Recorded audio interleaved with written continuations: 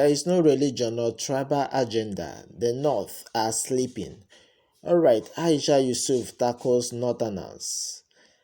Ayisha Yusuf Somtochukwu Yusuf has taken to social media once again to remind Northerners of their responsibility in moving the Nigeria state forward. The outspoken social political activist in her twist last time revealed that the Northerners are well relaxed because there is no religious or tribal agenda affecting their unity at the moment. Meanwhile, she asked the Northerners to wake up and make Nigeria work before it is too late. There is what she's called that there is no religion or tribal agenda, so the North sleeps.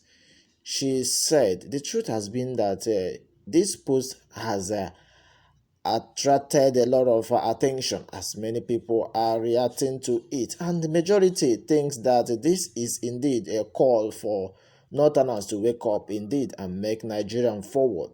They called on Northern elites to listen to Ayisha Yusuf and to do right things before it is too late.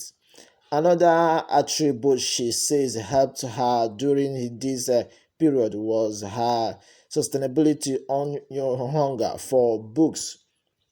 Reading made her realize that there was a world beyond the Yota that I was growing up. She said, in and out, wanted that life. And he said that God Almighty in 2014, my mom would call and say, thank you for dreaming for everybody. She continued to say that among the women protesters at Nigeria's National Assembly in the nation's capital Abuja on 30th April 2014, Yusuf was among the women protesters at Nigerian National Assembly in the nation's capital Abuja on 30th April 2014. Yusuf has also been at the forefront of the End SARS movement, which drew attention to the access of a controversial police unit in the Nigerian police force called the Special Anti-Robbery Squad. Alright, this has been how it is, and I would like my sister to continue from here. As you take it up, please do well to tap on the subscription button for more Activist Ayisha updates. Yusuf has taken out a time to reply a Christian man who allegedly said the Christians are being killed in northern Nigeria. According to the writer user who goes by the name Akufia Jonah, he alleged that there is a genocide happening in Christian dominated territories in northern Nigeria. The young man went on and asked to know the reason why such is not happening in Muslim dominated territories.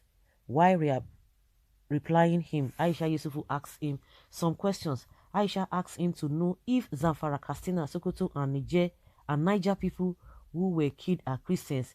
She went on, stated it clearly that it seems like when Muslims are killed, it means nothing. Ending her tweet, she stated it clearly that this is all about terrorism and incompetence. I think Aisha Yusufu has made an important point here. What is going on in Nigeria today is not about religion, it's about terrorism. Both Christians and Muslims are being killed.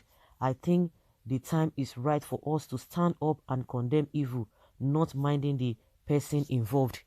Okay, the question is that I think I have to disagree with Aisha Yusufu on this one, or from my own point of view, even if I'm not disagreeing with him, but from my own point of view, what I have discovered, what I have noticed is that, just take for example, what is happening in the south. People, any little thing, people come out to shout. Even before the advent of social media or whatever, any little thing, the southerners are always coming out to protest. And in the north, reverse is the case. Little, is occasionally they do that. But in the south, any little thing they come out, they protest. The people see them, the whole world see them. At the end of the day, with the coming of social media, any little thing, piam, you see them. They are always talking about every issue, And from my own observation from the north, They are not really bothered. If things like this, you can imagine what is going on. And I've said it before now that I don't know why is it that the people from the north, they are not really bothered. They are not really perturbed. I don't know whether there's something that they have instilled in them, or it is religion. Some people say, oh, it is a religion messages or whatever, that most of them, they are so fanatical when it comes to religion. They hardly come out. You can imagine if what is happening in the south, in the north, half of it is happening in the south. People always come out, even the manner and even the extent at which the government is even trying to drag the press to make sure people are intimidated, people do not protest, people do not speak when they were trying to talk about this hate speech here and there. But you know that it's not working. The more they bring that threat, the more people from the south, they still talk. You can't just hold them because they are aware, they are not really fanatical. And that's why you hear that when people talk about what is it called, they talk about bringing Sharia to whatever. And even the northerners have even said it. They always, there's this a comparison between northern Muslim and southern Muslims, because they believe that especially the southwest, they don't see them as a strong Muslims or people who practice their religion religiously. They don't see them like that. And that's why you see in the southwest, you see a man can be a pastor, his wife will be Elijah. A woman, I know a woman who she's a pastor. Her husband is not, he's just a Muslim. And you have families like, in families like that, you see some are Christians, some are Muslims. Nobody even talks about their religion. They talk about their family, whatever you do, whatever is your own. So that is why it is so difficult.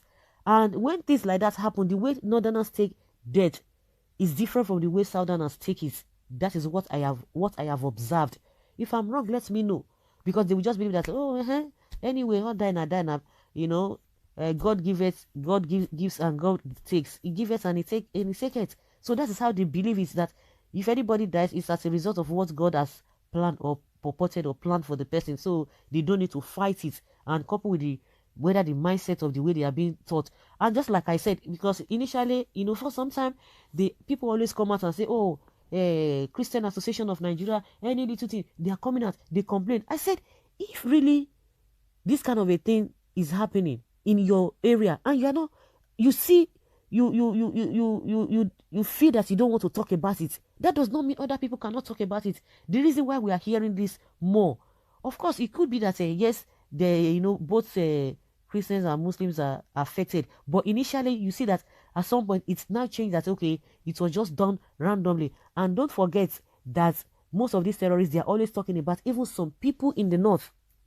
They always say that some people in the north, they are infidel, even they are Muslims, because they still believe in Western education, which is even the main thing that this, especially the Boko Haram, what it stands for, that the Western education is an abomination, is abominable. So, and some of the so-called Muslims in the north, they try to tilt and whatever, which those who are extremists do not like. And I think that is when they started even, the whole thing started affecting them. But even if the way it's affecting them, they don't even usually talk about it. They just keep quiet. But in the north, you can't cover them, or you can't gag them. You can't cage them. They must speak. So I think that is just the reasons. So when people who feel that, okay, we are being targeted because of this answer, and they are talking about it, you can't blame them. And they will say what they feel and what they are experiencing. If other people are experiencing the same thing, the people who are practicing the same or the other religion, the Muslim or the Muslim religion or Islam, if they are not talking about it, who are you going to be holding responsible? That is my opinion. That is what I have come to discover. So people who are saying that by the rights, well, someone says they are free to kill themselves, but should desist from killing Christians. Someone says some of us Nigerians don't even seem to know about our country. That explains the confusion we sometimes find ourselves in. When one talks about Muslims dominated parts of Nigeria, where is the area? The Muslim dominated parts of Nigeria consists of the following states: Kano, Katsina, Kebbi, Kaduna, Sokoto, Zamfara, Borno, Yobe, Niger, Bauchi, Gombe, and Adamawa, among others. Akufai Jonah should tell us the states that witnessed the worst cases of Boko Haram terrorism, banditry, and kidnapping. Also, who are the people that are being killed in the state? It is because Muslims don't complain. You see what I'm saying? He said it is because Muslims don't complain. Okay, let me see. Because Muslims don't complain, and that is why, and accept everything. They don't complain and accept everything with a equanimity means that they are less humans. The fact is that Muslims are not loud and they don't complain over little thing. You can imagine. You see what I said? You don't complain over little thing. When people are being killed, it is equal, it's little. You see that you are the one bringing this problem to yourself. They don't talk about it. You are a liar. Muslims complain about 7 even little things like hijab. Just look at your shallow mind. So you mean things is a little thing? Get the behind me, Satan. You are an evil man yourself. He said they don't complain about it. Did you not explain what I've said? They don't talk complain. People are dying. You don't complain. You keep quiet. People are committing atrocities. Say no, no, no. Don't talk about it. We don't. No, don't just like the way they are just making excuses for the S-men. All the atrocities being committed by the S-men. Nobody talks about it, but just don't stop them from grazing openly. Who does that? So guys, leave your comment down there below and let's have your take. Thank you.